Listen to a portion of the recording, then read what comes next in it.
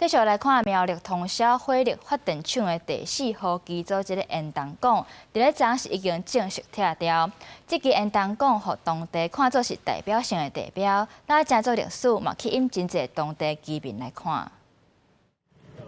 敢若亲像错大树共款，苗栗通霄电厂的4号机组大延长，第27暗时直直倒落去，砰一声真大声，也真侪烟尘吸引侪少民众来感受这时刻。好大声，好大声啊！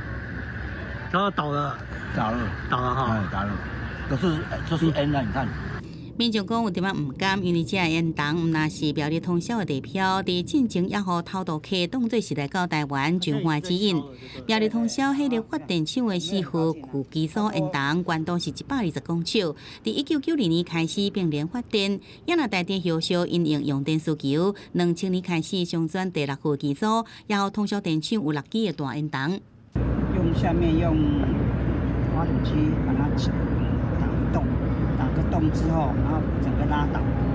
不同一般的那个爆破的或是怎样，那拆这个烟囱，尤其是这个烟囱很大只啊。通霄电厂近年来是扩大更新，旧的1、2、3号机组，2017年除役，2019年拆掉烟筒，3支彩绘烟筒陆续来拆除。今年3月4号甲5号机组也除役，27帮到4号的烟筒，5号机组的烟筒有计也伫今年内底执行作业，6号是暂时来保留。现在都是改燃气了嘛，它原来基础已经除役了，是烟囱还在，但是原来的地因为要盖新的燃气的电厂，所以我们就把那个原来占地的